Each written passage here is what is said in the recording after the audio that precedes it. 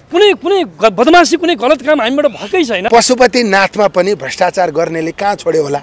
कस्तो देश होला त्यो पशुपतिनाथ, जहाँ भगवान बस्छन्, जहाँ भगवानको दर्शन गर्न संसारका लाखौँ करोडौँ मान्छे आउँछन्, त्यहाँ पनि भ्रष्टाचार गर्ने भनेर दुनियाँले हामीलाई कसरी चिनेको होला? कुनै कुनै बदमासी कुनै गलत काम हामीबाट भएकै छैन। त्यसकारण के गर्नुपर्छ हामी भन्दैछौँ कि कहाँ जहाँसुकै जलहरीमा केपी शर्मा ओलीको नाम, पूर्व राष्ट्रपति विद्या भण्डारीको नाम, भानुभक्त ढकालको नाम चाहिँ किन लेखियो बताउनुहोस् त मलाई। इतिहास लेखेको तपाईँहरूले त्यो जलहरी आग्रहपूर्ण ढङ्गबाट पूर्वाग्रह प्रेरित हो यो, त्योभन्दा बाहिर अरू केही हो?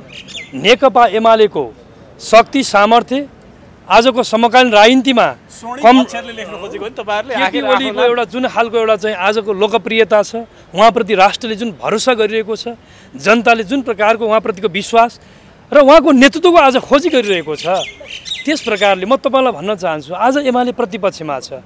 शानदार प्रतिपक्षको भूमिकाबाट आफूलाई प्रस्तुत गरिरहँदाखेरि एमालेमाथि यस प्रकारको सारा शक्ति लाग्नुपर्ने कारण किन भन्दा एमालेको शक्ति सामर्थ्य प्रभाव देखेर होइन।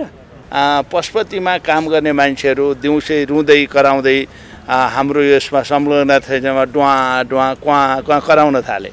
अब यो जे हो तथ्य जनताका बिचमा ल्याइदिनुहोस् न भनेर सरकारसँग हामीले अनुरोध गरेका हौँ। अरू केही गरेकै हुन, अख्तियार भर्खर छानबिन गर्न आएको छ। सत्य तथ्य ल्याओस्, कोही निर्दोष छ भने त्यसमा दोषी प्रमाणित नहोस्, दोषी छ भने छुट्ने व्यवस्था नजाओस्, हाम्रो भनाइ त्यति हो। कसैलाई हामीले घेर हाल्नु पनि छैन, कसैलाई लखेट्नु पनि छैन, कसैलाई समात्नु पनि छैन। त्यसैले प्रधानमन्त्रीले अरू कसले चाहिँ हाम्रो नाम लेख भनेर प्रधानमन्त्रीले भन्नुभयो जस्तो मलाई लाग्दैन। पशुपति विकास कोषले आफ्नै इनिसिएसनमा अब उहाँको मात्र किन अरू 13 जनाको पनि नाम छ, 13 जना जति ककसको नाम छ भन्ने सुनेको छु। त्यो आफ्नो नाम लेखाउन चाहनेहरूले आफ्नो मात्र नाम लेख्दा गाह्रो हुन्छ भनेर प्रधानमन्त्री राष्ट्रपतिको नाम पनि लेखा हुनसक्छ। त्यो त भानुभक्त ढकालको त होइन, सुन्नुहोस् न, त्यो त पशुपति यो संस्कृति मन्त्री प्रधानमन्त्रीलाई भन्दा नि यो पशुपति विकास कोषलाई सोध्ने काम हो। किनभने प्रधानमन्त्रीले नपुगेको पैसा निकासा गरिदिनु भयो, त्यसपछि यसो गर उसो गर त भन्नु भएन होला। पशुपति विकास कोषको तजविज हो। अर्थमन्त्रीले बजेट ल्याउने, प्रधानमन्त्रीले बालोटाबाट के भन्ने, यो बजेट संशोधन गर्छु भनेर भन्ने। तपाईँ यो खालको अन्तर्विरोधले देशलाई असर पर्यो। किलो कम आयो भन्ने कुराहरू पनि आयो। यो बिचमा तपाईँलाई सफाई पाउनको लागि अख्तियार कसिएको अथवा के हो बताउनुहोस् त। त्यो हामीसँग जोडिएको विषय के रहेर हामीले सफाई दिनुपर्ने, हामीले के नेकपा एमाले के त्यस्तो चाहिँ सफाईका लागि उभिनुपर्ने हामीले के त्यस्तो गरेका थियौँ? यस कारणले कि मान्यज्यू तपाईँहरूको नेतृत्वमा तपाईँहरूको अध्यक्ष प्रधानमन्त्री हुँदा त्यो जलहरी चढाइएको थियो। किनभने तपाईँले प्रश्न गर्दा पनि विषयहरू राख्दा पनि देश र जनताले उहाँहरू स्वयंलाई पनि भ्रम पार्ने गरी राखिदिन भएन। नेकपा एमालेको नेतृत्वको पालामा चाँदीको जलहरीलाई त्यसलाई सुनको जलहरी राख्ने काम गरियो। त्यति बेला तत्कालीन सरकारको तर्फबाट नेतृत्व हाम्रो पार्टीका श्रद्धेय अध्यक्षले गर्नुभएको थियो। सरकारको तर्फबाट केही बजेट विनियोजन गरियो। पशुपति क्षेत्र विकास कोषले केही पैसा राख्यो। केही सहयोगी मन भएकाहरूले केही करोडहरू त्यहाँ दान गरे। त्यसरी त्यो बन्यो। त्यसको कामको मुख्य जिम्मेवारी कसले लियो? सम्बन्धित त्यहाँको पशुपति क्षेत्र विकास कोषले लियो। राम्रो भयो। कामको सुरुवात सरकारको पालामा भयो। त्यहाँका कुनै अब्जस भएका छन्, नराम्रा भएका छन्, कमी कमजोरी भएका छन् भने सरकारको निर्देशन, सरकारको निर्णय, सरकारले पठाएको बजेटको सदुपयोग दुरुपयोग कसो के भएको छ भन्ने जब प्रश्न उठेपछि त्यो निरूपण गर्ने निकायहरूको दायित्व भयो। सदनमा जलहरीको विषयमा तत्कालीन नेकपा एमालेको सरकार र त्यो सरकारको नेतृत्व गर्ने हाम्रो पार्टीको श्रद्धेय अध्यक्ष केपी शर्मा ओलीज्यूप्रति आक्षेप लगाउने गरी दुराशयुक्त ढङ्गबाट, पूर्वाग्रह ढङ्गबाट एमालेलाई कमजोर बनाउन सकिन्छ कि भन्ने एउटा कुनै अस्त्र निर्माण गर्ने शैलीका साथ उहाँले जुन ढङ्गबाट चाँदीको जलहरी, पित्तलको जलहरी, सुनको पनि होइन पित्तलको जलहरी राख्नुभयो भन्न जसरी सदनमा उहाँले भन्नुभयो, त्यसपछि हामीले भन्यौँ, सार्वजनिक रूपमा भन्यौँ, पशुपति मन्दिरमा राखिएको जलहरी फलामको हो कि पित्तलको हो कि सुनको हो भनिदियो। सरकारको नेतृत्व आज कमरेड प्रचण्डले गरिरहनु भएको छ। उहाँको पार्टीको एउटा सांसद संसदमा आएर कुर्लिनुहुन्छ कि केपी ओलीले तत्कालीन प्रधानमन्त्रीले त्यहाँ चाहिँ पित्तलको जलहरी राखेर चाहिँ भ्रष्टाचार गर्यो। आज देश दुनियाँका बिचमा त्यहाँको अवस्था के हो? राज्यबाट अख्तियार दुरुपयोग अनुसन्धान आयोगले अध्ययन गर्दैछ। त्यसको भोलि फाइन रिपोर्ट आउला। त्यसकारण काहीँ बदमासी भएको छ भने बदमासी गरेर कारबाही गर्नुपर्छ, दोषीलाई कारबाही गर्नुपर्छ, कठघरामा ल्याउनुपर्छ। तर यो विषय एमालेको विषय के हो, एमालेलाई सफाइ दिनेको हो कि होइन कि हामीसँग के सरकारको विषय नै होइन। यो हामी माग गरिरहेका छौँ, यसमा कोही अख्तियार चाहिँ जुझारु भएको देखिँदैन। तर यो विषयमा चाहिँ अख्तियार एकाएक गयो, त्यहाँ सबै 4वटा ढोका बन्द गरियो, सबै चाहिँ नेल ठोकियो, अनि ताला लगाइयो, त्यसपछि चाहिँ एकाएक जलरी उक्काएर जोख्न थाल्यो। जनता त आश्चर्यचकित छन् नि। होइन, नेकपा एमालेका के विषय जोडेको विषयमा त अख्तियारले सफाइ दिने प्रक्रियालाई अगाडि बढायो भन्ने छ नि यहाँ त। एमाले कहिले पनि यस्तो बदमासीमा, अपराधमा, भ्रष्टाचार गर्ने कसुरहरूमा नेकपा एमाले मोचिँदैन, सहभागी हुँदैन। तपाईँले सबै खालका हिस्ट्री हेर्नुहोस्। त्यस कारणले गर्दा अख्तियार कहाँ गएर के खोजी गर्छ त्यो उसको दायित्वको विषय हो। हाम्रो संलग्नता काहीँ कतै कुनै पनि प्रकारबाट हुँदैन, कुनै पनि प्रकारबाट। र म त्यस कारण मैले विगतमा पनि भनेको छु, यदि कोही मान्छेलाई नेकपा एमालेका नेता जोडेका कुनै घटना छन्, काण्ड छन्, प्रकाण्ड छन्, तिनका बारेमा चाहिँ पछि लाएर तिनलाई चाहिँ समाप्त पार्नुपर्छ भन्ने नै त्यस्तो कुनै मनमा लागेको छ भने पनि, के त्यस्ता उहाँहरू लागेका फाइलहरू हुन्, के त्यस्ता उहाँहरू लागेका काण्डहरू हुन्, उहाँहरूलाई कसैलाई लागेका छन् भने पनि खोजी गरून्। एमालेकै नेतासँग उहाँहरू लागेका कुनै फाइल छ भने खुला गरोस्। तर म यति दावाका साथ भन्न चाहन्छु, म एउटा विश्वासका साथ भन्न चाहन्छु, नेकपा एमालेका कोही पनि नेताहरू सार्वजनिक जिम्मेदारीमा रहँदा, ओहदामा, पदमा, भूमिकामा रहँदा काहीँ कतै पनि देशको विरुद्धमा, सार्वजनिक सम्पत्तिको दोहन गर्ने उद्देश्यका साथ काहीँ कतै भूमिका निर्वाह गरेका छन्। यदि त्यसो गरेका छन् भने हाम्रा कोही पनि नेतालाई हामीले चाहिँ बचाउने, संरक्षण गर्ने त्यो हाम्रो नीति पनि हुँदैन। त्यस कारणले हामी ढुक्क छौँ भन्छौँ, हामीले केही गरेका छैनौँ, हामीले बिगारेका पनि छैनौँ, हामी डराउँदा पनि डराउँदैनौँ। नबिराउनु, नडराउनु, निर्डर हुनुहुन्छ त्यसले आजको दिनमा। होइन, कुनै बदमासी, कुनै गलत काम हामीबाट भएकै छैन। त्यस कारण के गर्नुपर्छ हामी भन्दैछौँ कि जहाँसुकै जलरीमा केपी शर्मा ओलीको नाम, पूर्व राष्ट्रपति विद्या भण्डारीको नाम, भानुभक्त ढकालको नाम चाहिँ किन लेखियो बताउनुहोस् त मलाई। इतिहास लेखेको तपाईँहरूले त्यो जलरी आग्रहपूर्ण ढङ्गबाट, पूर्वाग्रह प्रेरित हो यो, त्योभन्दा बाहिर अरू केही हो। नेकपा एमालेको शक्ति, सामर्थ्य आजको समकालीन राजनीतिमा एउटा जुन खालको एउटा चाहिँ आजको लोकप्रियता छ, उहाँप्रति राष्ट्रले जुन भरोसा गरिरहेको छ, जनताले जुन प्रकारको उहाँप्रतिको विश्वास र उहाँको नेतृत्वको आज खोजी गरिरहेको छ, त्यस प्रकारले म तपाईँलाई भन्न चाहन्छु, आज एमाले प्रतिपक्षमा छ। शानदार प्रतिपक्षको भूमिकाबाट आफूलाई प्रस्तुत गरिरहँदाखेरि एमाले माथि यस प्रकारको सारा शक्ति लाग्नुपर्ने कारण किन भन्दा एमालेको शक्ति, सामर्थ्य, प्रभाव देखेर होइन, योसँग डराएर होइन। त्यस कारण एमालेलाई कसरी बदनामित गराउन सकिन्छ? लेखेको कुरा साँचो हो कि झुटो हो त्यो बताउनु। केमा नाम? जलरीमा नाम लेखेको। जलरीमा के नाम लेखियो? पूर्व प्रधानमन्त्री केपी शर्मा ओलीको नाम, पूर्व राष्ट्रपति विद्यादेवी भण्डारीको नाम, भानुभक्त ढकालको नाम। सरकारको पालामा उहाँको नेतृत्व रहेको बेलामा काम भएको विषय, त्यो विषय यो सामान्य प्राविधिक कुरा हो। यस्ता विषयहरूमा होइन मैले सुन्नुहोस्, सामान्य कुरा हो जनताको धनमा। यसको म तपाईँलाई दिने मेरो कुनै उत्तरै छैन यसमा। यस्तो सामान्य, यस्तो असाध्यै चाहिँ झिना मसिना कुरामा पनि अल्झिएर पूर्व प्रधानमन्त्री, पूर्व यो देशको नेतृत्व गर्ने एउटा नेताप्रति यस विषयमा पनि टिप्पणी अब हामी जोड्न सक्छौँ, जोड्न थाल्छौँ। कहाँ उद्घाटन मेरो पनि दर्जनौँ ठाउँमा अहिले चाहिँ नाम लेखेर चाहिँ बोर्डहरू टाँसिएका छन्। अब त्यो भवन नभत्केसम्म त्यो मेरो नाम रहिरहन्छ। म यसपल्टको नाम लेख्ने भनेर हुन्छ। म सांसद छु अहिले, मैले कुनै भवनको शिलान्यास गरेँ, उद्घाटन गरेँ, मेरो नाम त्यहाँको शिलालेखमा हुन्छ। कुनैमा ताम्रपत्रमा लेखेको छ गच्छे अनुसार, ताम्रपत्र जे छ त्यसैमा त्यही लेखिन्छ। कहीँ फलामको छ फलामकै अक्षरमा लेखिया छ, कहीँ तामाकोमा लेखिया छ, कहीँ चाँदीकामा लेखिया छ, कहीँ ढुङ्गामा लेखिया छ। हेर्नुहोस्, त्यसकारण यो प्राविधिक कुरा हो। यस्तो कुराहरूमा हामीले देशलाई यस्तो विषयमा भ्रम छर्ने गरी, राजनीतिक नेताप्रति अविश्वास जाग्ने गरी, के किन बिगारेको जस्तो पार्ने गरी, यो देश बनाउनका लागि यत्रो चाहिँ त्याग गरेको नेतृत्वहरू, देशलाई आजको दिनसम्म ल्याउन योगदान गरेका नेताहरूमाथि यस प्रकारले तास्ने काम हुँदैन, राम्रो होइन। आज संसदको मैदानबाट के अरे मञ्चबाट पनि त्यो देख्छौँ। हेर्नुहोस्, आफैले कानुन पास गर्छौँ, संसदमा भएको बहसलाई हेर्नुहोस् नाटक ठान्छौँ। यो जे बहस अहिले भइरहेको छ यसका कतिपय व्यवहारिक पक्षहरूलाई प्रणालीहरूलाई सुधार्नुपर्छ, व्यवस्थित गर्नुपर्छ। आज सांसदहरूले बोलीको मूल्य हुनुपर्छ, त्यो कोणबाट छलफल गर्न सकिन्छ। तर अहिले संसदमा गरेको बहस नाटक हो, यो नौटङ्की हो, किन गरिराखेको छ भन्ने सांसदले भन्छ। जबकि हामीले यो त लोकतान्त्रिक संसदीय अभ्यासको सुन्दर पक्ष हो। आयो बजेट आयो, बेठिक गर्यो, राम्रो गरेको भए सबैले वाहवाही गर्थ्यो नि। जब नकारात्मक टिप्पणी आयो भनेको अर्थ के हो भने सरकारले सिङ्गो देशको भावना रिप्रेजेन्ट गर्ने गरी दस्तावेज ल्याउन सकेन भन्ने हो नि। आलोचनालाई पनि सरकारले सुझाव र सम्पत्तिको रूपमा लिनुपर्छ।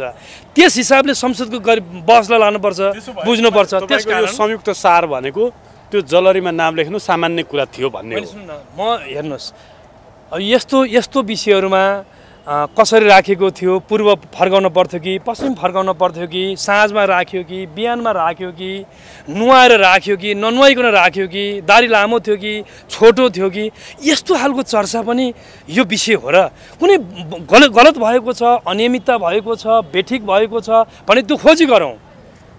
मान्छेले सम्झेन कुनै होला त्यहाँ मेरो नाम लेखिदेऊ भनेर त त्यहाँ लेखेको भए पनि त्यो मैले अझै पनि बुझ्नुपर्छ। मैले अझै पनि प्रमाणित तथ्यका आधारमा बोल्नुपर्छ।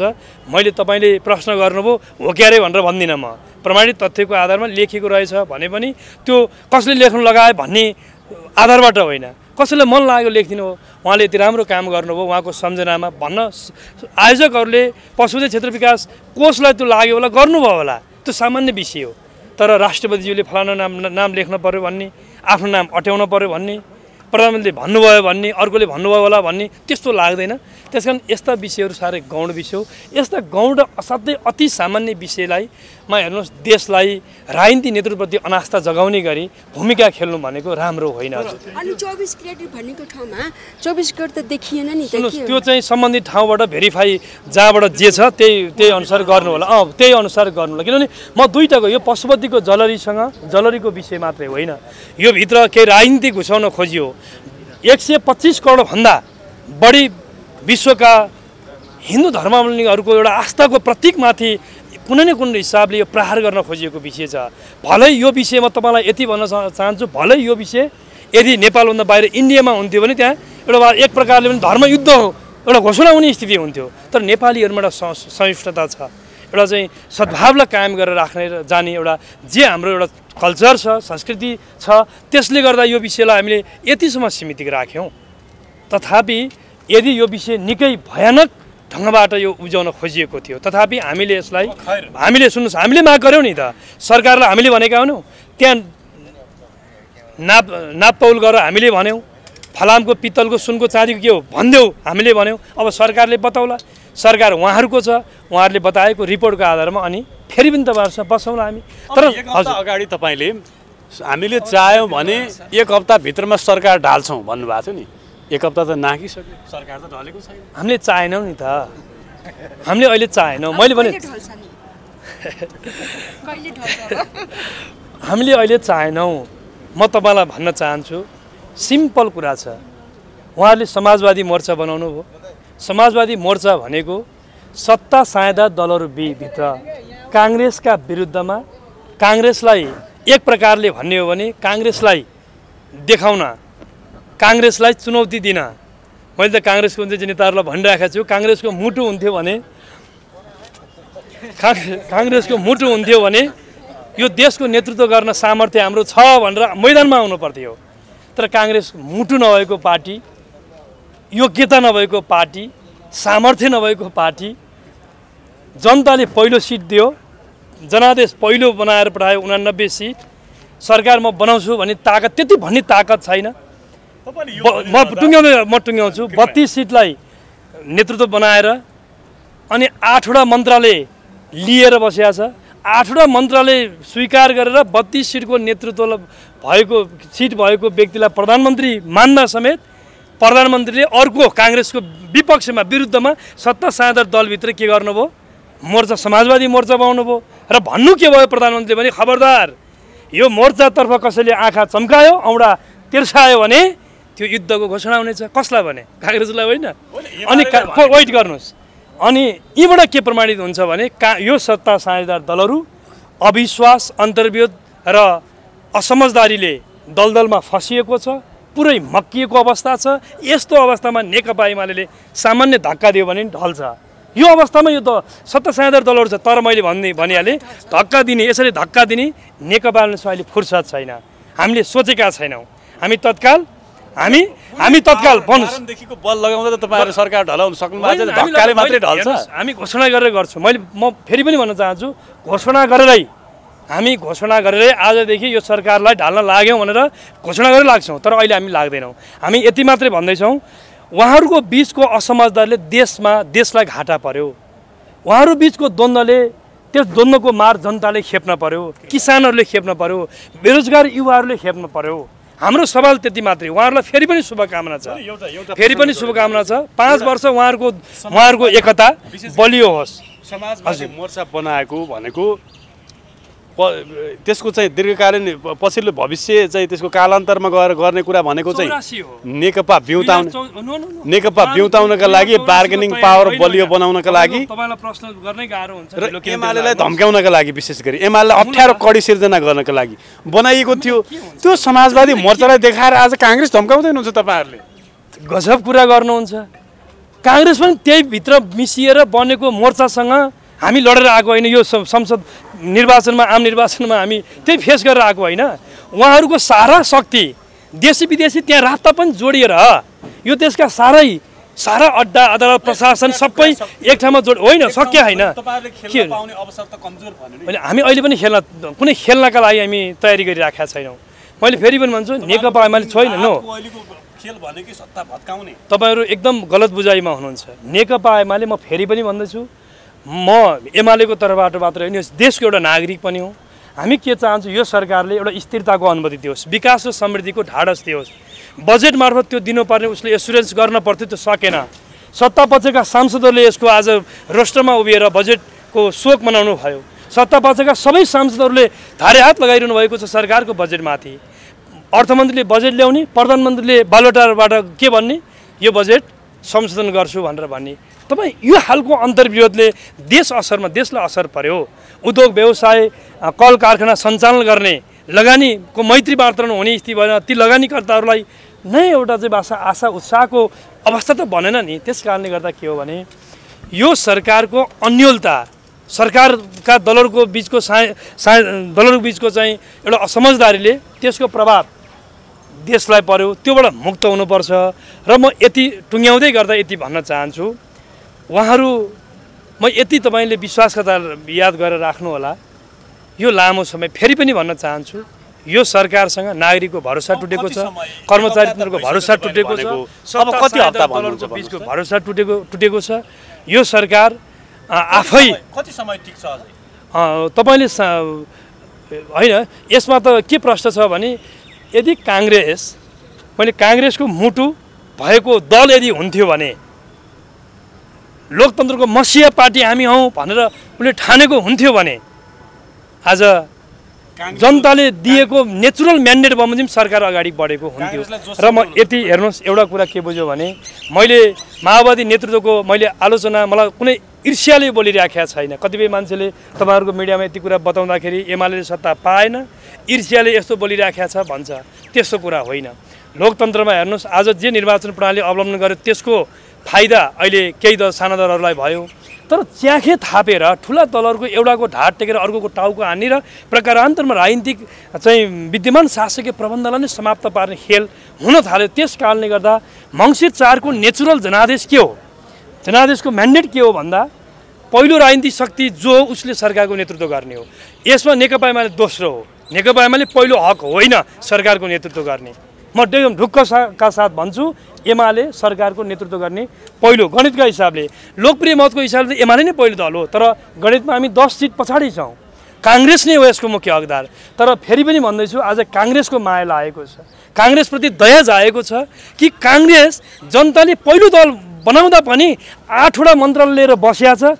त्यसमा पनि काङ्ग्रेसलाई खबरदार मेरो विरुद्धमा चाहिँ औँडा उठाइस्, आँखा चम्काइस् भने युद्धको घोषणा हुनेछ भनेर चाहिँ समाजवादी मोर्चाको नाममा चाहिँ थर्काइदिएको छ। अनि लोक थर्केर काङ्ग्रेसीहरू 8वटा मन्त्रालय पनि गुम्ला भनेर बसिया छ। म काङ्ग्रेसीहरूलाई भन्न चाहन्छु, यो जनादेशको नेचुरल सम्मान भएन कि नेचुरल जनादेश प्राकृतिक जनादेशको सम्मानै हुन सकेन। त्यस कारणले गर्दा हेर्नुहोस् उहाँहरू त्यसैमा रमाइरहनु भएको छ। माओवादीसँगको सत्ता समीकरणमा, समाजवादी मोर्चासँगको सत्ता समीकरणमा काङ्ग्रेसलाई कत्रो हाइसन्च छ। तपाईँहरूलाई चाहिँ किन छटपट्टि यत्रो? होइन यसो गरौँ, मैले यसमा के हो भने मैले माओवादी बन्यो वा काङ्ग्रेस बनेन, एमाले बनेन यस हिसाबले मात्रै भने होइन।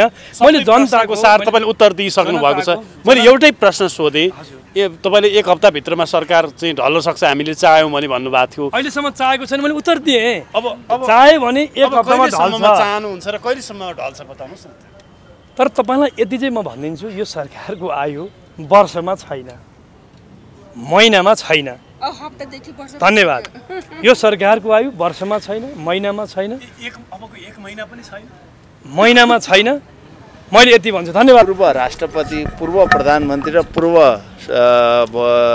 संस्कृति मन्त्रीको नाउँ लेखिएको रहेछ। उहाँहरूको नाउँबाट आएको पानी खानुपर्ने रहेछ। यहाँ यो बाध्यता सिर्जना किन गरियो, यो नाउँ किन लेखियो, यो हामीलाई अचम्म लागेको छ। महादेवलाई उहाँहरूको नाउँबाट पानी खुवाउने चलन, पशुपतिनाथलाई खुवाउने चलन के हो, यो बारेमा चाहिँ हामी पनि अचम्मित परेका छौँ। यदि यो सत्य हो भने यो नाउँ किन त्यहाँ लेखियो? त्यो नाउँबाट महादेवलाई पानी खुवाउने, पशुपतिलाई पानी खुवाउने, हामी जाँदा पनि त्यसैबाट आएको पानी खानुपर्ने हो कि के हो, त्यो चाहिँ मैले बुझ्न सकेको छैन। त्यो बारेमा पछि छलफल गरौँला। अहिले अख्तियारले भर्खर त्यसलाई छानबिनको दायरामा ल्याएको छ। हामीले बारम्बार भनेका थियौँ, पशुपतिमा काम गर्ने मान्छेहरू दिउँसै रुँदै कराउँदै हाम्रो यसमा संलग्नतामा क्वाँ कराउन थाले।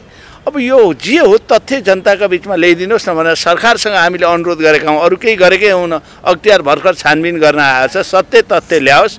कोही निर्दोष छ भने त्यसमा दोषी प्रमाणित नहोस्, दोषी छ भने छुट्ने व्यवस्था नजाओस्। हाम्रो भनाइ त्यति हो। कसैलाई हामीले घेर हाल्नु पनि छैन, कसैलाई लखेट्नु पनि छैन, कसैलाई समात्नु पनि छैन। अब यो प्रताप सिंह शाहको पालामा चाँदीको जलरी बनाइएको थियो।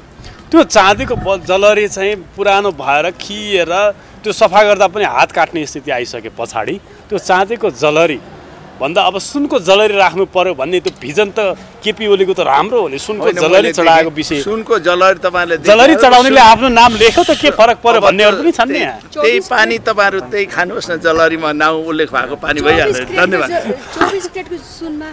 अब त्यो बारेमा छलफल होइन, त्यो पनि हो। नाउँ त लेख्नु भएन नि। महादेवलाई अथवा पशुपतिनाथलाई पानी खुवाउँदा आफ्नो नाउँबाट पानी खुवाउने चलन, हाम्रो अन्तिम अवस्थामा सुनको पानी खानुपर्छ भन्छन् नि, अनि त्यो नाउँ लेखेको पानी खुवाउने पशुपतिलाई, त्यो त ठिक भएन होला। जलहरी प्रकरणसम्म आइपुग्दा यो अनेकन कुराहरूले चाहिँ प्रतिपक्ष पनि आजित भयो, सत्ता पक्षको मूल घटक पार्टी नेपाली कङ्ग्रेस पनि आजित भयो। अब यी दुईटा पार्टीहरू मिलेर नयाँ सरकार बनाउने भन्ने खेलमा लागेका छन् भन्ने सुनिन्छ। अब यसबाट नेकपा माओवादी केन्द्र र यो समाजवादी मोर्चा विशेष गरी कतिको आत्तिको छ, तपाईँहरू कतिको विचलित हुनुभएको छ? पहिलो त प्रतिपक्षले त चाहे यो सरकार त ढाल्नै प्रयत्न गर्छ, त्यो उसको धर्मै भयो। तर पनि म के भन्न चाहन्छु भने सरकार बनाउने गिराउने हल्ला गरेर यसले न प्रतिपक्षलाई फाइदा छ न मुलुक र जनताका लागि नै हित छ।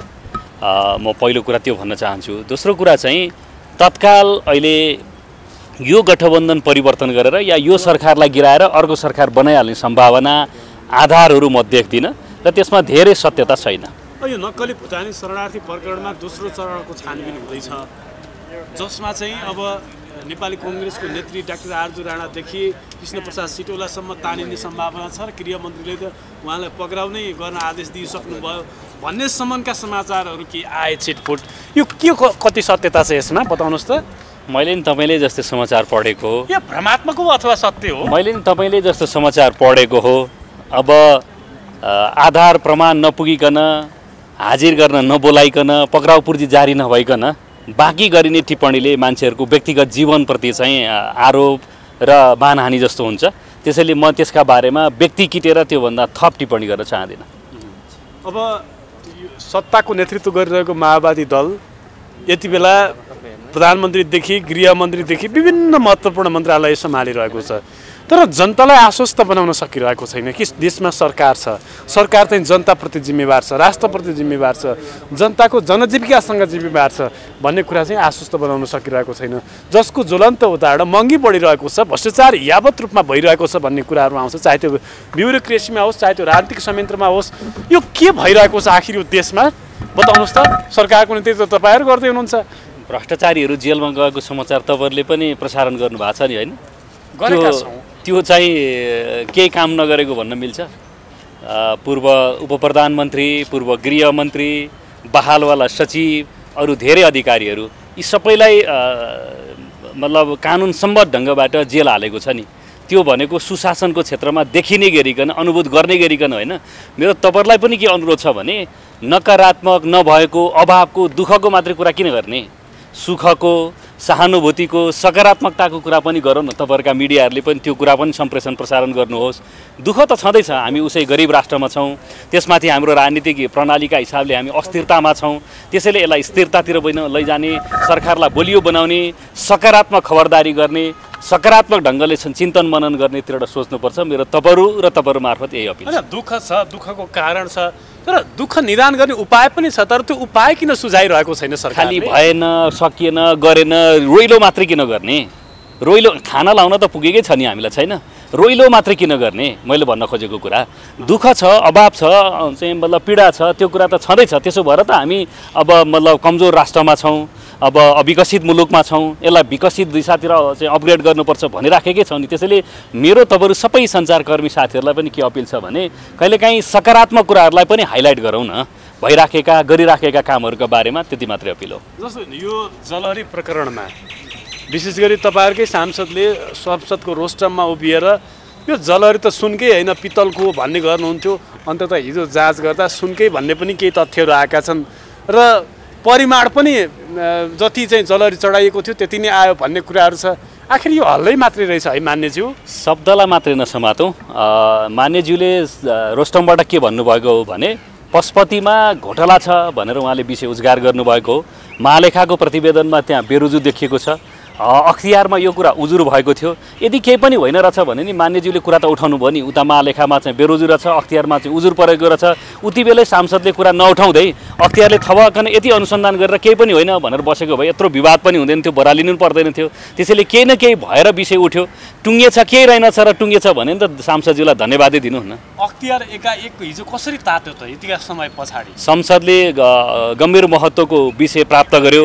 यस्तो यो चाहिँ एउटा रेकर्डको विषय भयो। सबैतिर ध्यान आकर्षण भएर अख्तियार बाध्य भएर छानबिन गर्न गयो। बाध्यतामा कडी नआएको भए अख्तियारले छानबिन गर्थेन? किन नगरेको त? पहिले गरेर चिज उजुर आएको थियो। यो उजुरका उप चाहिँ यस्तो कुरा आयो भनेर प्रतिवेदन सार्वजनिक गरिदिएको भए विषय बहसमै आउँदैन थियो नि त। त्यसैले संसद भनेको जनताको चाहिँ इस्युहरूलाई उठान गर्ने एउटा सार्वभौम अधिकार सम्पन्न थलो हो। त्यसमा हामी सांसदहरूले या हाम्रो दलका तर्फबाट मान्य लेखनाथ दाहालले विषय उठाउनु भयो। मतलब अख्तियारले छानबिन गर्यो। आधिकारिक औपचारिक रूपमा प्रतिवेदन बाहिर आउनु त बाँकी छ। जे होस् तपाईँहरू फेरि म पनि र तपाईँहरू सबैले लेखनाथ दाहालज्यूलाई धन्यवाद दिउँ। अख्तियार चाहिँ किन चाहिँ जागरुक हुन सकिरहेको छैन? सरकारले अख्तियारलाई किन जागरुक बनाउन सकिरहेको छैन? कहाँ छ कमी कमजोरी? आखिर अख्तियारको प्रमुखमा छ अथवा के छ? कति मुद्दाहरू छन् आज तामिलीमा थन्किएका छन्। तपाईँहरूले के बुझ्नुपर्छ भने अख्तियार चाहिँ सरकार मातहतको निकाय होइन, त्यो संवैधानिक आयोग हो। ऊ स्वायत्त छ। उसलाई खालि संसदले एउटा कानुन बनाएर दिएको छ। त्यो कानुनका अधीनस्थमा रहेर उसले काम गर्नुपर्छ। त्यसैले अख्तियार किन सक्रिय भएन भनेर सरकारलाई सोध्ने होइन, अख्तियार किन गतिशील भएन भनेर अख्तियारलाई नै सोध्नुपर्छ तपाईँहरूले। म फेरि भन्न चाहन्छु अख्तियार संवैधानिक स्वायत्त अधिकार सम्पन्न चाहिँ आयोग हो। त्यसो भएको हुनाले उसलाई दिएको कानुनको अधीनस्थमा रहेर सक्रिय हुनुपर्छ। होइन, अख्तियारको प्रमुखले चाहिँ सक्रिय बनाउन सक्नु भएन भने त्यो व्यवस्था पनि छ नि, त्यहाँ फेरि नेतृत्व फेर्ने व्यवस्था पनि छ नि। बहालवाला संवैधानिक आयोगको एकजना प्रमुखका बारेमा म व्यक्तिगत रूपमा केही पनि टिप्पणी गर्न चाहदिनँ। जनताहरूका जे विषयहरू उठेका छन् यसका प्रति उसको ध्यान आकर्षण होस्। तपाईँहरूको अध्यक्ष पूर्व प्रधानमन्त्री केपी शर्मा ओलीले अहिले प्रमुख प्रतिपक्षी दलको नेताले एउटा कार्यक्रममा भन्नुभएको थियो, उहाँले म मरिसके पछाडि मेरो शालिग बनाउनु पर्दैन, मेरो नाउँमा स्मृति पार्क प्रतिष्ठान बनाउनु पर्दैन, केही गर्नु पर्दैन, म जति गर्छु म जीवनभर मेरो जीवन छँदै म योगदान गर्छु राष्ट्रको लागि भनेर भन्नुभएको थियो। तर अब सुनको जलहरीमा भने स्वर्णिम अक्षरमा उहाँले नाम लेख्नु भएछ। यो चाहिँ अलिकता कसरी हेर्ने बताउनुहोस् त। त्यो उहाँले लेख्या होला र, त्यो त पशुपति विकास कोषलाई सोध्नुहोस् न। पशुपति विकास कोष त आफैमा एउटा स्वतन्त्र संस्था हो, संस्कृति मन्त्रालय मार्फत पर्छ होइन। त्यसैले प्रधानमन्त्रीले अरू कसले चाहिँ हाम्रो नाम लेख भनेर प्रधानमन्त्रीले भन्नुभयो जस्तो मलाई लाग्दैन। पशुपति विकास कोषले आफ्नै इनिसिएसनमा अब उहाँको मात्र किन अरू 13 जनाको पनि नाम छ, 13 जना जति कसको नाम छ भन्ने सुनेको छु। त्यो आफ्नो नाम लेखाउन चाहनेहरूले आफ्नो मात्र नाम लेख्दा गाह्रो हुन्छ भनेर प्रधानमन्त्री राष्ट्रपतिको नाम पनि लेखा हुनसक्छ। त्यो त होइन, सुन्नुहोस् न, त्यो त पशुपति यो संस्कृति मन्त्री प्रधानमन्त्रीलाई भन्दा नि यो पशुपति विकास कोषलाई सोध्ने काम हो। किनभने प्रधानमन्त्रीले नपुगेको पैसा निकासा गरिदिनु भयो, त्यसपछि यसो गर उसो गर त भन्नु भएन होला। पशुपति विकास कोषको तजविज हो त्यो। यो प्रश्न उहाँहरूलाई सोध्ने। जलहरीका विषयमा तपाईँलाई प्रतिपक्षलाई पनि पटक पटक कठघरामा चाहिँ सत्ता पक्षका सांसदहरूले खडा गरे। अब हिजो चाहिँ नापतौल पनि भएछ, कति परिमाण छ, के कति क्यारेटको चाहिँ के कति चाहिँ क्यारेटको सुन छ, सबै कुरा भइसके पछाडि आज त तपाईँहरू हसमुख अनुहार बनाएर संसदभित्र आउनुभएको होइन। त्यो अहिले पनि अख्तियारमै त्यो अझै छानबिन छ, त्यसको रिजल्ट आइसकेको छैन। त्यसले म त्यसमा धेरै टिप्पणी गर्न चाहन्न। त्यसमा प्रधानमन्त्रीलाई, तत्कालीन प्रधानमन्त्रीलाई अथवा संस्कृति मन्त्रीलाई मुस्नुको अर्थै छैन। किन भन्दाखेरि धेरै पैसा, सरकारको भन्दा बढी पैसा पशुपति विकास कोषको आफ्नै पैसा हो। नपुगेको पैसा प्रधानमन्त्रीले उनीहरूले मागे, मैले सोधेँ यसबारे। मैले सोद्धा के हो त्यो भन्दाखेरि प्रधानमन्त्रीको चाहना हो कि त्यो सुनको जलहरी लाग्ने, अरूको भन्दाखेरि त्यो त्यहाँको भट्टदेखि लिएर पशुपति विकास कोषको चाहना हो। उनीहरूले हामीसँग यति करोड रुपियाँ छ होइन, तर हाम्रो यो पैसाले पुगेन, नपुगेको पैसा सरकारले पठाइदियोस्, सरकारले थपिदियोस् भनेपछि प्रधानमन्त्रीले हुन्छ भन्नुभएको हो। त्यसो हुँदाखेरि त्यसको सुरुदेखिको प्लानिङ के देखिन्छ भन्दा पशुपति विकास कोषको चाहना देखिन्छ। त्यसले यसबारेमा पशुपति त्यसमा राम्रो गरेछ भने नि पशुपति विकास कोषले राम्रो गरेछ, पुर्याएर राखेको रहेछ भन्ने, नराम्रो गरे पनि उनीहरूको कुरा हो भने कि त्यो सबै तजविज उनीहरूको छ, सेनाले रखवारी गरेको छ भन्दाखेरि त्यसमा प्रधानमन्त्रीलाई, संस्कृति मन्त्रीलाई तानिराख्ने भन्दा चाहिँ मलाई यो वाहियात कुरा लाग्छ। मैले त्यसलाई गम्भीरतापूर्वक जुन बेला उहाँहरूले प्रश्न उठाउनु भने त्यही बेला मैले यसलाई गम्भीरतापूर्वक लिएको छैन। यो स्वर्णिम अक्षर लेख्ने कुरा चाहिँ एउटा राजनीतिक वृत्तमा, सामाजिक वृत्तमा एउटा बहसको विषय के बनेको छ भने कुनै समय राजा महाराजाहरूले आफ्नो नाम अभिलेख सबै कुरा चाहिँ राज्यको धनमा लेख्ने गर्थे, मूर्ति बनाउने गर्थे, सुनका मूर्ति, अनेकन कुराहरू गर्ने गर्थे। केपी ओलीले पनि ठ्याक्कै त्यही गर्नुभयो। बाटो कसले बनाउँछ? सरकारी बजेटले होइन। तर राष्ट्रपतिले शिलान्यास गरायो भने राष्ट्रपतिको फलानालाई यति मितिमा गरायो भनेर राष्ट्रपतिको नाम लेखिन्छ, उद्घाटन गरायो भने फलानाले उद्घाटन गरायो भनेर लेखिन्छ। अहिलेसम्म जसका शिलालेखहरूमा नाम लेखेका छन् ती सबैले आफ्नो खर्चले बनाएको हुन् र बाटो पुल सबै होइन नि। त्यो त एउटा सुन्नुहोस् न, त्यो त एउटा मन्दिरमा पनि उहिलेदेखिको चलन त्यस्तो। तर त्यो पनि सुन्नुहोस्, त्यो पनि के बुझ्नुहोस् भन्दाखेरि हाम्रो चलन आम रूपमा के हो भन्दाखेरि जसले मन्दिर बनाउँछ, जसले केही कुरा त्यहाँ राख्छ, त्यहाँ आफ्नो सन्तानको, आफ्नो पुर्खाको लेखेर जाने हाम्रो चलन हो। तर पशुपतिको त्यो जलहरीमा नि मेरो नाम लेख्नु भनेर तत्कालीन प्रधानमन्त्री केपी ओलीले भन्नुभयो भन्ने मलाई चाहिँ लाग्दैन। अब यही बिचमा सत्ता समीकरण परिवर्तन गर्न चाहन्छ काङ्ग्रेस पनि, र तपाईँहरू चाहिँ सत्ता चाहिँ यो भत्काएर फुटाएर यो चाहिँ सरकार ढलाएर तपाईँहरू चाहिँ काङ्ग्रेसको नेतृत्वमा सरकारमा सहभागी हुन चाहनुहुन्छ भन्ने कुरा चाहिँ कतिको साँचो हो, के हो? यो यस्तो गठबन्धन भत्काउने, जुटाउने, नयाँ बनाउने आदि कुरामा त्यस्तो हाम्रो पार्टी लागिरह भन्ने मलाई लाग्दा पनि लाग्दैन। मेरो त व्यक्तिगत चाहना त्यता पनि छैन। 8-9 महिना अझ हामी चाहिँ मजाले प्रमुख प्रतिपक्षको रूपमा हामीले जनताका विषयहरूलाई संसदमा उठाएर आफूलाई प्रभावकारी रूपमा जनताको बिचमा स्थापित गर्नुपर्छ। यो सत्ताको खेल परिवर्तन गर्ने कुरामा जनताको पनि त्यति चासो र रुचि भयो जस्तो लाग्दैन। 8-9 महिना यो सरकारलाई थप चल्न दियो भने यो आफ्नै अन्तर्विरोधले गर्दा गुलमुख ढल्छ। त्यस्तो बेलामा स्वत एमालेको एउटा काँधमा चाहिँ जिम्मेवारी आउने अवस्था पनि हुनसक्छ अथवा नहुनसक्छ।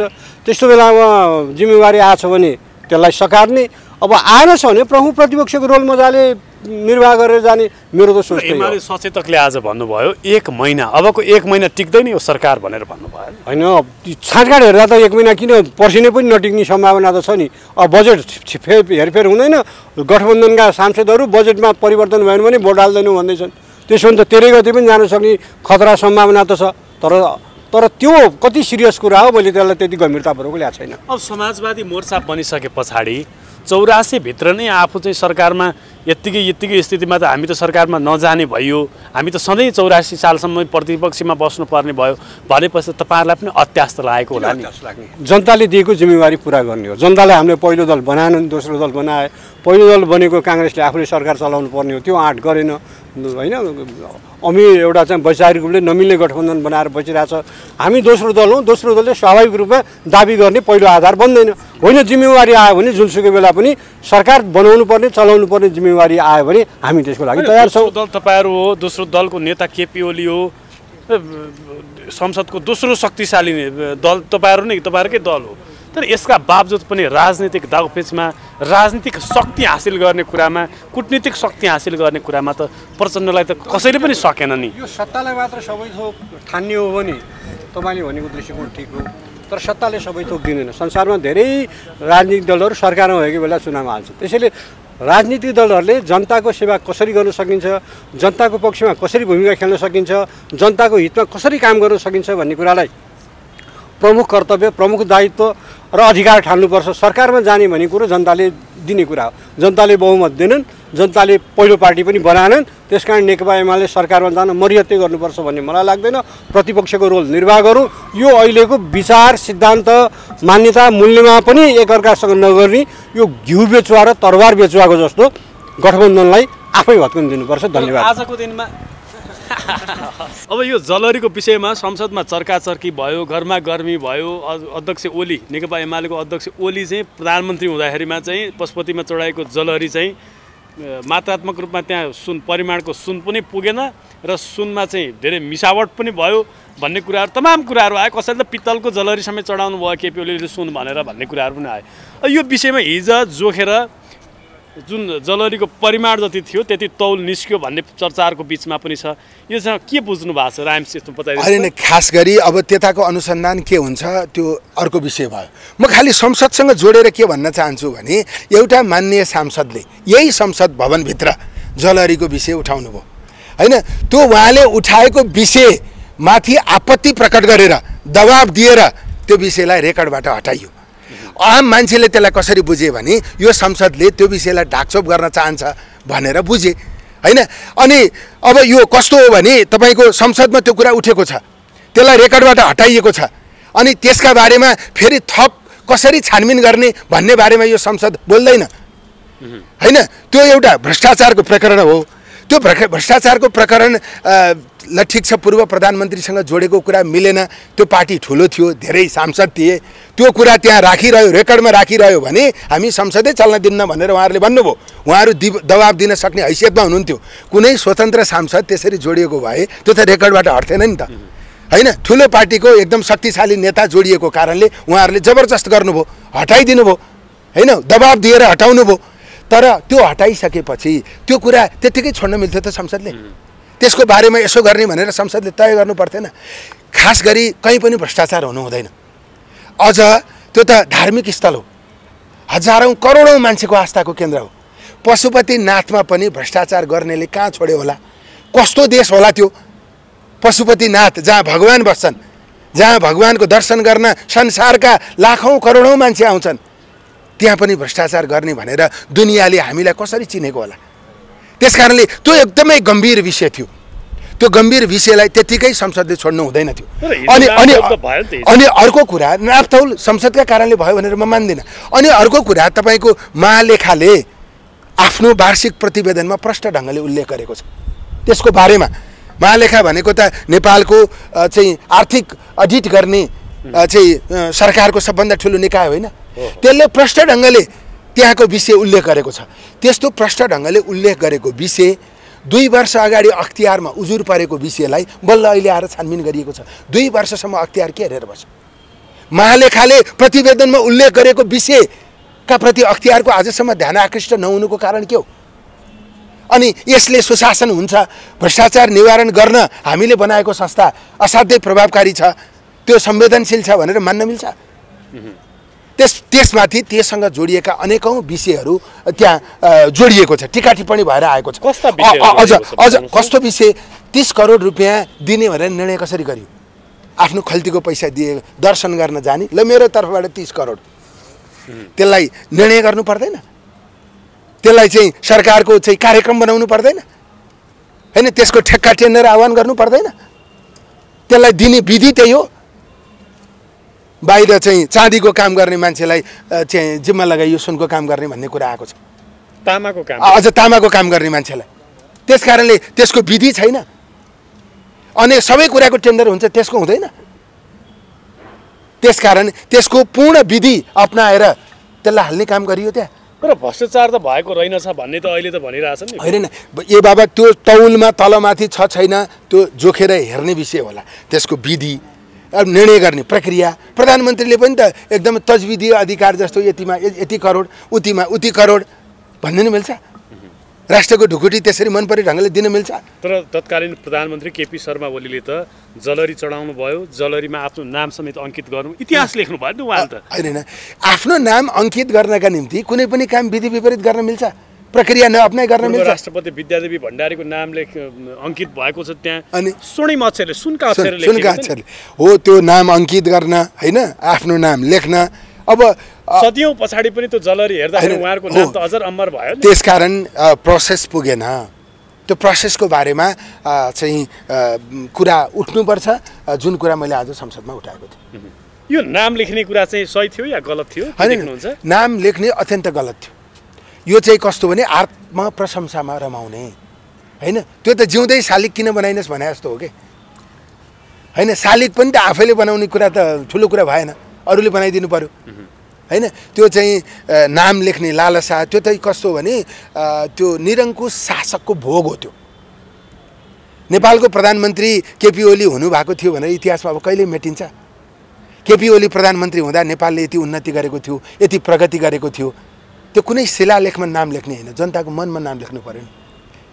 इतिहासमा नाम लेख्ने भनेको त उहाँको प्रधानमन्त्रीत्व कालमा नेपालमा परिवर्तन भएको देखिनु पर्यो फलानु प्रधानमन्त्री हुँदा नेपालमा यो भएको थियो राम्रो काम परिवर्तन भएको थियो हैन देशमा क्रान्ति भएको थियो सुशासन आएको थियो यति रोजगारी सृजना भएको थियो विदेश जानुपर्ने बाध्य नेपालीहरू विदेश जान नपर्ने स्थिति निर्माण भएको थियो त्यसरी मनमा लेख्नु पर्यो नि नाम अब सर अब तपाईहरुलाई छ नि तपाईहरुले लेख्ने कि नलेख्ने भन्छ नि त त्यसकारण सत्ताको साझेदार तपाईहरु हुनुहुन्छ अर्थ मन्त्रालय तपाईहरु समाज मैले भन्न खोजेको आशय के हो भने हाम्रो देशमा नेताहरू प्रधानमन्त्री हुनुहुन्छ प्रधानमन्त्री भएपछि रिसोर्स विभिन्न ढङ्गले जम्मा गरेर गुट बलियो बनाउनतिर लाग्नुहुन्छ पार्टी कब्जा गर्नतिर लाग्नुहुन्छ त्यो केही पनि गर्नु पर्दैन प्रधानमन्त्री भएर राम्रो काम गरेपछि आफ्नो गुट त्यसै ठुलो भइहाल्छ पार्टी त्यसै अनुकूल भइहाल्छ अनि देशमा सधैँ प्रधानमन्त्री भइरहने स्थिति पनि बनिरहन्छ लोकप्रिय पनि भइन्छ त्यसैले चाहिँ जनताको पक्षमा काम गर्ने हो भने गुट बनाउनु पनि पर्दैन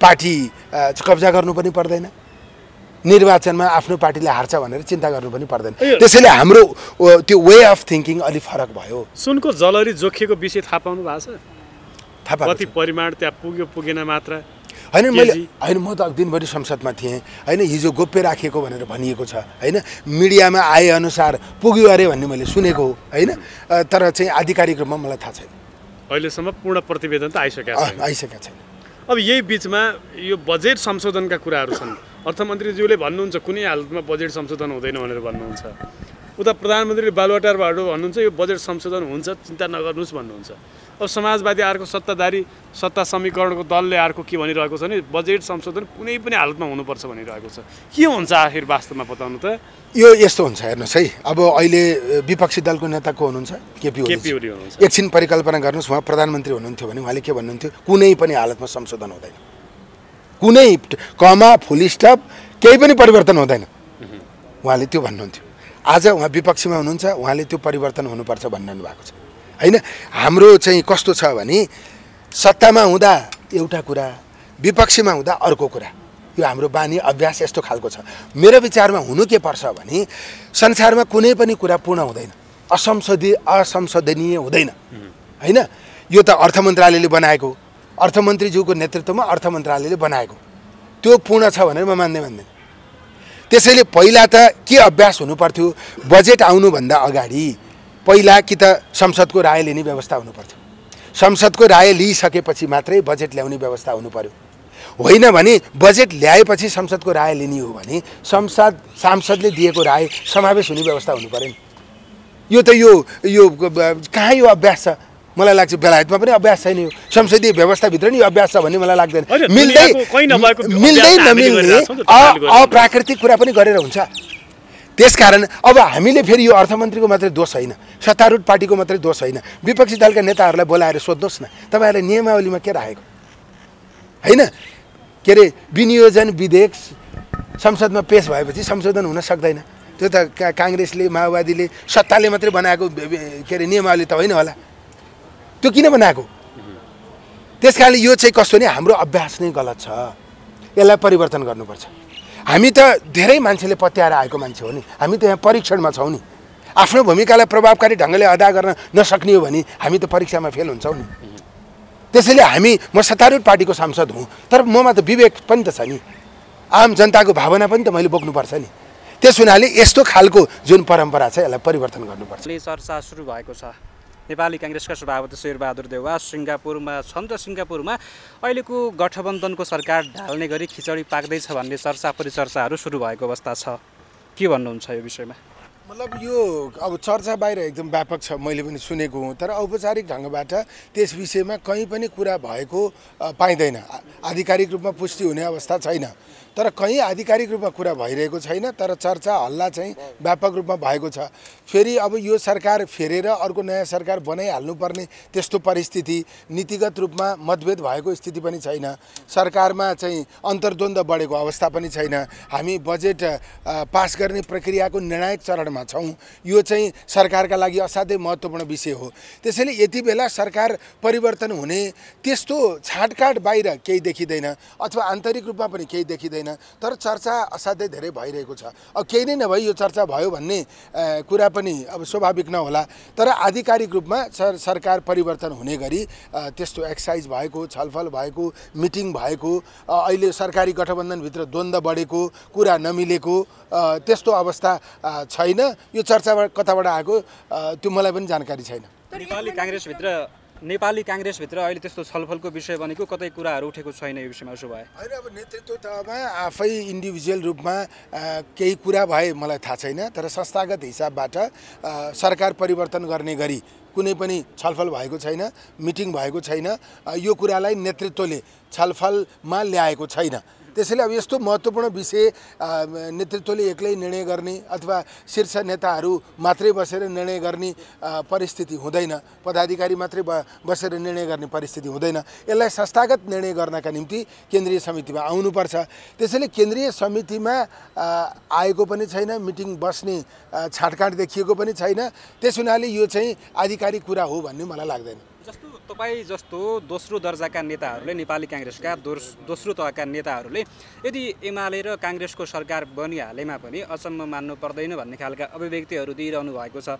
यसले आशंका थपिएको छ कि एउटा अब मलाई के लाग्छ भने एमाले र काङ्ग्रेसको सरकार किन बनाउने अहिले के भएन त्यो भएपछि एमाले र सरकार मिलेपछि के हुन्छ त्यसैले यो सरकारमा जाने अथवा केही मान्छे मन्त्री हुने यो महत्त्वपूर्ण कुरा होइन सरकारमा बसिरहने काम पनि केही नहुने टिका टिप्पणी हुने गरी निर्णय गर्ने पार्टी अलोकप्रिय हुने त्यसो गर्नुभन्दा त पार्टी विपक्षमै बसेर राम्रो हुन्छ नि त्यसकारणले कुरा के हो भने सरकारमा जाने हो भने के गर्न जाने हो त्यो कुरा प्रष्ट हुनु पर्यो एमालेसँग मिलेर सरकारमा जाँदा अरूसँग मिल्दा भन्दा के फरक हुन्छ अहिले चाहिँ संसदमा थेग्नै नसक्ने गरी दबाब परेको हो कि संसदको सङ्ख्या कम भएको कारणले गर्न खोजेको काम गर्न नसकेको हो कि अथवा चाहिँ एमालेसँग मिल्दा नेतृत्व पाइने अहिले नेतृत्व नपाएको स्थिति हो कि एमालेसँग मिल्दा धेरै मन्त्रालय पाइने अहिले थोरै भएको हो कि अथवा हामीले गर्न खोजेको काममा अहिलेको गठबन्धनले समस्या गरेको त्यो कुरा पहिला प्रष्ट हुनु पर्यो एमाले र काङ्ग्रेसको सरकार बनेपछि नेपालमा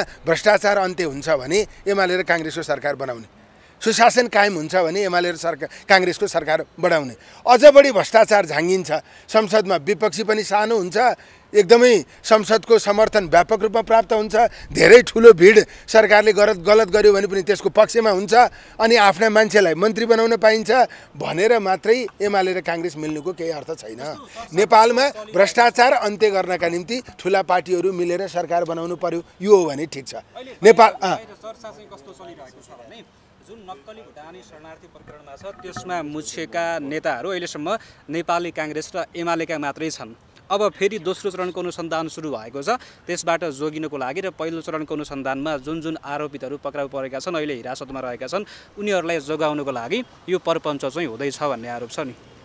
सरकारमा गएर जोगिने भयो, अहिले काङ्ग्रेस सरकारमा छैन, अहिले नै जोगिनुपर्ने हो नि।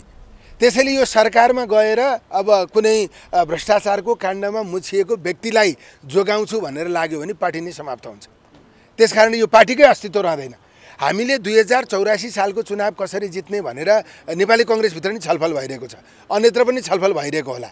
अब 84 सालको चुनावको चिन्ता गर्ने हो भने अहिले हामी चाहिँ झन्डै आधा पालिकामा काङ्ग्रेसको नेतृत्व छ। 7वटा प्रदेशमध्येमा 6वटा प्रदेशमा कहीँ मुख्यमन्त्री छ, कहीँ मन्त्री छ हैन। सङ्घीय सरकारका 21वटा मन्त्रालय मध्येमा काङ्ग्रेसको 9वटा मन्त्रालयमा नेतृत्व छ। सरकारमा बसेर हामीले जनताको पक्षमा राम्रो काम गर्ने, लोकप्रिय काम गर्ने, जनताले चाहेको विषयलाई आफ्नो अवधारणा बनाउने, त्यो विषयलाई निर्णय गर्ने गरी चाहिँ हामीले अगुवाई गर्ने स्थिति बन्यो भने 84 को चुनाव त्यसै जितिन्छ। सरकारमा बसेर राम्रो काम गर्यो भने पार्टी पनि लोकप्रिय हुन्छ अनि हाम्रो प्रतिनिधि पनि लोकप्रिय हुन्छ। त्यसैले 84 सालमा कसैसँग मिलेर चुनाव लड्नै पर्दैन, एक्लै चुनाव लडेर जितिन्छ।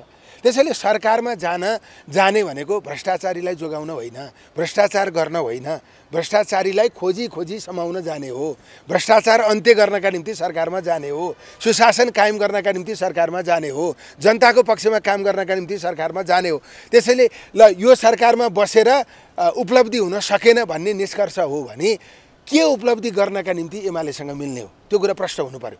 पहिला 24-25वटा बुँदा तय गर्नु पर्यो, भ्रष्टाचार अन्त्य गर्ने, सुशासन कायम गर्ने, नेपालका गौरवका 12-13वटा योजनाहरू तय गर्ने, त्यो योजनाहरू कार्यान्वयन गर्ने एउटा स्पष्ट दृष्टिकोण निर्माण गर्ने हैन। जुन खालको व्यतिथि छ त्यसलाई अन्त्य गर्ने साझा प्रतिबद्धता चाहिँ व्यक्त गर्ने अथवा प्रतिबद्धता निर्माण गर्ने, विदेशमा जान बाध्य भएका नेपालीलाई यही रोजगारीको अवसर सिर्जना गर्ने, नेपालमा भएका बेरोजगार युवाहरूलाई रोजगारी दिने स्थिति चाहिँ निर्माण गर्ने, यो परनिर्भरतामुखी अर्थतन्त्रलाई बदलेर आत्मनिर्भरमुखी अर्थतन्त्र निर्माण गर्ने, आम नेपालीलाई चाहिँ आशा सञ्चार गर्ने उद्देश्य हो भने काङ्ग्रेस र एमाले मिल्दा हुन्छ।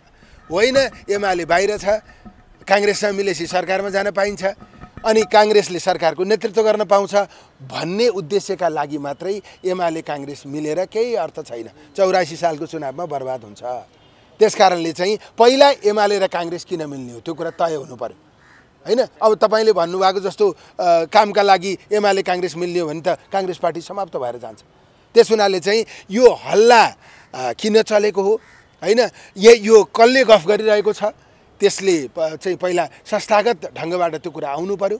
संस्थागत ढङ्गबाट निर्णय गर्ने सन्दर्भमा चाहिँ सरकारमा जानुभन्दा पहिला किन जाने हो त्यो कुरा प्रश्न हुनु पर्यो। प्रमुख प्रतिपक्षको सचेतकले आज हामीलाई के भन्नुभयो भने 1 महिनाभित्रमा यो सरकार ढल्छ, काङ्ग्रेसले नेतृत्व गर्छ, एमाले र काङ्ग्रेसको सरकार बन्छ भनेर भन्नुभएको छ हैन। निशर्त एमालेसँग मिल्न सकिँदैन, निशर्त हैन, बिना साझा एजेन्डा, बिना प्रष्ट दृष्टिकोण एमालेसँग मिल्न सक्ने स्थिति हुँदैन।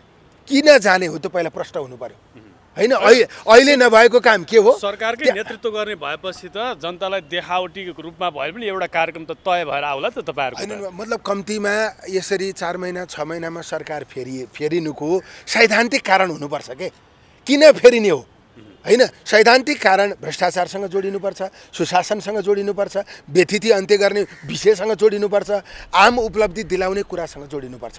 ठिक छ, एउटा कमिटमेन्ट हो भने संसदको पहिलो पार्टी काङ्ग्रेसै हो, काङ्ग्रेस हाराहारीको पार्टी एमाले नै हो। त्यसैले ठुला पार्टी मिलेर अथवा उनीहरू दुईटा मिल्ने भए पनि अरू पनि मिल्न सक्छन्, संसदै एक ढिक्का हुन सक्छ।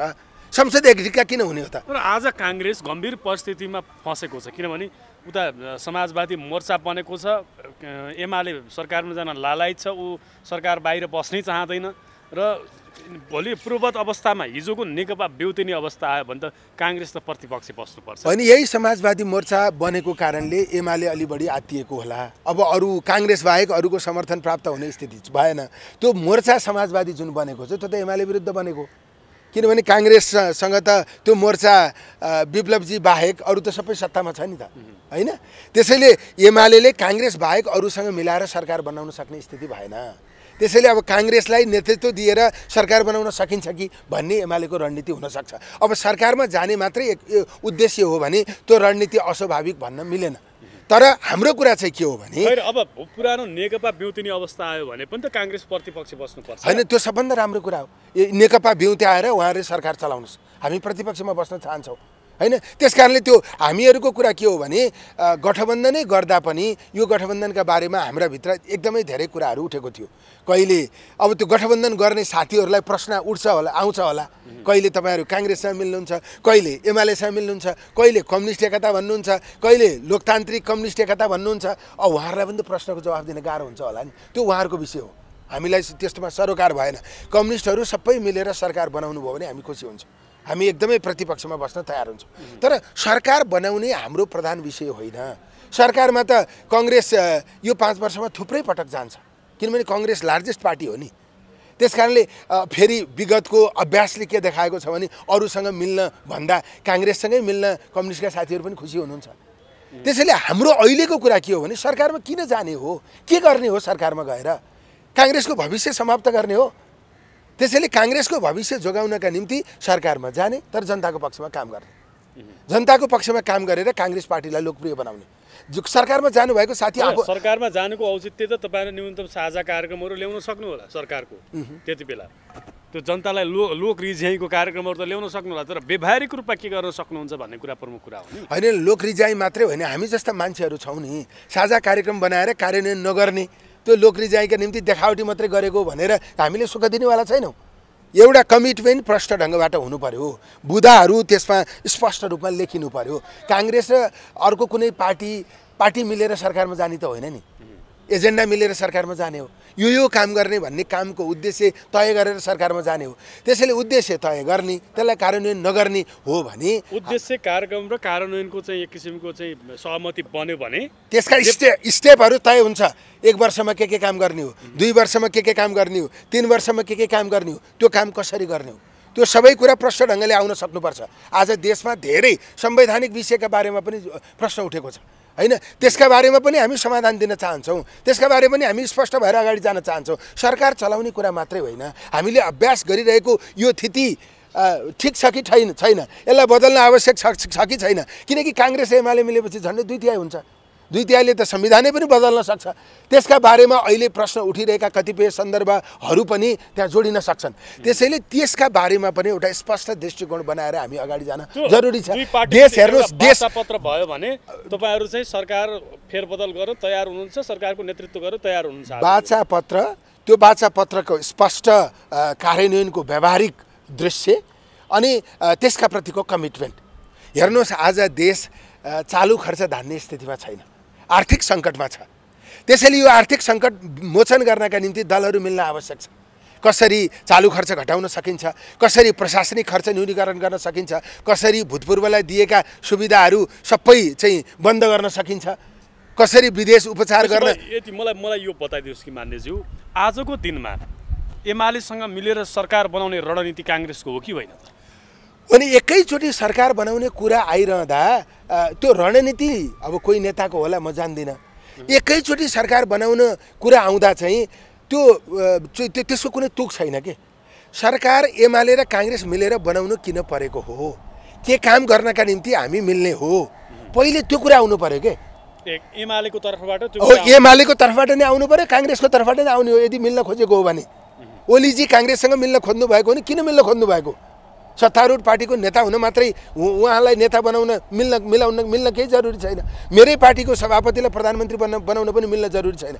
एक सूत्रीय त्यो कार्यक्रम। सबैभन्दा सङ्कटको कुरा त आज के देखियो भने तपाईँहरूको पार्टीले नयाँ बन्ने सरकार बन्यो भने, यदि बन्यो भने नेतृत्व गर्ने भन्ने कुरा, प्रधानमन्त्री को बन्ने त तपाईँहरूको पार्टीबाट? होइन, मेरो विचारमा सुन, मेरो विचारमा यो एलायन्स भयो भने प्रधानमन्त्री काङ्ग्रेसकै तर्फबाट हुन्छ। आजको दिनमा काङ्ग्रेसको तर्फबाट प्रधानमन्त्री हुँदा संसदीय दलको नेता जो हो उहाँ नै हुनुहुन्छ। हो, मलाई मन परे पनि नपरे पनि उहाँ नै हुने हो। तर कुरा के हो भने प्रधानमन्त्री उहाँ नभएर मैले भोट हालेको मान्छे भयो भने पनि म त्यसमा सहमत हुन्न के। किन सहमत हुन्न भने किन हुने हो, पहिला त्यो कुरा प्रश्न हुनु पर्यो, पहिला एजेन्डा प्रश्न हुनु पर्यो। एजेन्डा प्रश्न नबनाइकन त्यहाँ जाँदा त पहिले भएको प्रधानमन्त्री जस्तै हो नि। अब हुने प्रधानमन्त्रीले नयाँ कुरा गर्छ, एमालेको समर्थन प्राप्त। आज पुष्पकमल दाहाल प्रचण्ड प्रधानमन्त्री हुँदा र शेरबहादुर देउवा प्रधानमन्त्री हुँदामा यतिकै स्थितिमा तात्विक फरक चाहिँ के हो? फरक हुने हो भने हाम्रो पार्टीको सभापति प्रधानमन्त्री हुनु पर्यो, एमालेसँग मिल्नु पर्यो। फरक हुने होइन भने परिवर्तन गर्न केही जरुरी छैन। मैले भन्न खोजेको एमालेको तागत लिएर हामी सत्तामा जान किन खोजेको, हामीलाई तागत किन आवश्यक परेको, के काम गर्नका लागि आवश्यक परेको, हामी थप बलियो किन हुन परेको, हाम्रो उद्देश्य के हो, संसदमा एकदमै ठुला दलहरू मिलेर हाम्रो अभियान के हो, लक्ष्य के हो, के गर्न हामीले खोजेको, त्यो कुरा चाहिँ प्रश्न हुनु पर्यो। त्यो प्रश्नता नभइकन तपाईहरु सरकारमा अर्को सरकार हो, त्यो कुराको प्रश्नता नभएसम्म एलायन्स परिवर्तन गर्ने, एमालेसँग अन्डरस्ट्यान्डिङ गर्ने कुरा हुन सक्दैन। र अब यही बीचमा तपाईहरु विशेष महाधिवेशनका कुराहरु पनि चले, पार्टीभित्र केन्द्रीय समितिको बैठक पनि बस्न सकिरहेको छैन, के भइरहेको छ, कार्य समितिको बैठक पनि बस्न सकिरहेको छैन। अब यो कार्य समितिको बैठकका बारेमा हामीले निरन्तर कुरा उठायौँ, अब त बस्छ होला होइन, किनभने निकै लामो भयो। खास गरी के हो भने अब बस्यो त्यो सकियो भन्ने होइन, यसरी लामो समयसम्म बैठक किन राखिँदैन, किन बसिँदैन, पार्टीको निर्णय संस्थागत हिसाबले किन हुँदैन, नेतृत्वले मात्रै एकल निर्णय किन गर्छ, अनि त्यो कुरामा नै हामीले चाहिँ प्रश्न गर्नुपर्ने स्थिति छ। हामीले त्यो सबै कुरा परिमार्जन गर्न आवश्यक छ। अब हाम्रो चाहिँ जस्तै अब परम्पराकै आधारमा पनि हाम्रो महासमितिको बैठक बस्ने बेला भयो, विधानको आधारमा त पहिले बसिसक्नु पर्थ्यो, परम्पराको आधारमा पनि बस्नुपर्ने भयो। त्यसैले हामीले महासमितिको बैठक बसालेर हाम्रो विधानका व्यवस्थाहरूलाई परिवर्तन गरेर, राष्ट्रिय मुद्दाका बारेमा अवधारणा सार्वजनिक गरेर हैन, संवैधानिक व्यवस्थाका बारेमा हाम्रा अवधारणाहरू सार्वजनिक गरेर हामी अगाडि जानुपर्नेछ। सङ्गठनलाई पनि व्यवस्थित गर्नुपर्नेछ। हाम्रो काङ्ग्रेस पार्टीको पक्षमा पोजिटिभ मेसेज निर्माण गर्नका निम्ति हामीले थुप्रै काम गर्नुपर्नेछ। त्यसैले त्यो काम गर्न ढिलो भएको छ, त्यो काम हामीले छिटोभन्दा छिटो गर्नुपर्छ। अब बैठक मात्रै होइन, हाम्रो नीति महाधिवेशन तोकिनुपर्छ, महासमितिको बैठक तोकिनुपर्छ, अनि नेतृत्वले आफ्नो कार्यशैली फेर्ने गरी प्रतिबद्धता व्यक्त गर्नुपर्छ। होइन भने नेतृत्व नै फेर्ने गरी अगाडि जानु पर्ने स्थिति छ। अब यहाँहरुको नेताहरुमाथि, नेत्रीहरुमाथि यो नक्कली भुटानी शरणार्थी प्रकरणका केही कुराहरु अहिले फेरि छिटफुट आउन थालेका छन्। जस्तो तपाईहरुको नेत्री डाक्टर आरजु राणामाथि, तपाईहरुको नेता चाहिँ कृष्ण प्रसाद सिटौलामाथि गृह प्रशासनले पक्राउ पनि गर्न आदेश दिएको, तर प्रहरी हिचकिचाएको भन्ने समाचारहरू सायद त्यो पुष्ट अपुष्ट के हुन्, तर यो के हो विषय चाहिँ म यहाँ तपाईँ मार्फत नै जान्न चाहेँ। होइन, पहिलो कुरा त यो कुरा गृहमन्त्रीले क्लियर गर्नु पर्यो होइन, यो बाहिर यसरी आएको छ, उहाँले आदेश दिएको हो कि होइन, त्यो कुरा पहिला गृहमन्त्रीज्यूले प्रश्न गर्नु पर्यो, पहिलो कुरा। दोस्रो कुरा, यो प्रकरण छानबिन गर्ने कुरामा हामी कहीँ कतै बाधक हुँदैनौँ, हामीले सहयोग गर्छौँ, तर छानबिन गर्ने कोलाई हो, छानबिनको चाहिँ आधार के हो, मापदण्ड के हो, होइन त्यो त गृहमन्त्रीज्यूले भन्नु पर्यो नि होइन। त्यो कुन सन्दर्भमा चर्चामा आएका व्यक्तिहरू जोडिएका हुन्, उहाँहरूलाई छानबिन गर्न किन परेको हो, अथवा छानबिन गर चाहिँ पक्राउ गर भनेर उहाँले भनेको हो कि होइन, त्यो कुरा त पहिला गृहमन्त्रीज्यूले भन्नु पर्यो। एउटा मिडियाले लेखेको छ, त्यो सत्य हुन्थ्यो भने सबै मिडियाले लेख्नुहुन्थ्यो होला। अनि फेरि सन्दर्भ पनि के भनिएको छ भने झापा घर भएकोले, झापै घर भएकोले त सबै मान्छे यो काण्डमा मुछिन्नन् होला।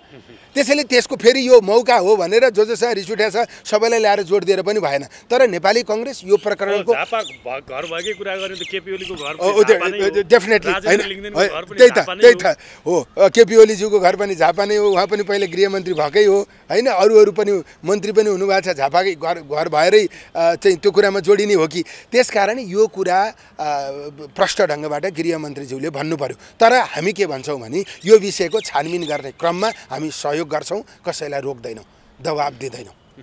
यो 2084को निर्वाचनमा एउटा लामो अन्तरालको हामीले चाहिँ भविष्य हेर्नु पर्दा 84को निर्वाचनमा काङ्ग्रेस कसको नेतृत्वमा भए मात्रै नयाँ भनिएका दलहरू र अरू भनिएका दलहरूभन्दा फरक पृथक बनेर जान सक्छ? होइन, अब 84 आउन धेरै समय छ होइन, यो नेतृत्व कसको हुने भन्ने कुरा चाहिँ प्रोसेसले निर्धारण गर्ने। 84को चुनाव अगाडि हाम्रो पार्टीमा नेतृत्व बदल्ने प्रोसेस भइसक्छ होइन, अधिवेशन भइसक्छ, महाधिवेशन भइसक्छ।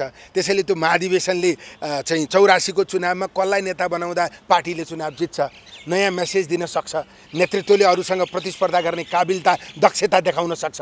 त्यो आम साथीहरूले त्यो मूल्याङ्कन गर्ने विषय हो। त्यो हाम्रो 84को चुनावभन्दा अगाडि हाम्रो महाधिवेशन हुन्छ, महाधिवेशनले 84को चुनाव हाँक्ने काङ्ग्रेसको नेता निर्वाचित गर्छ।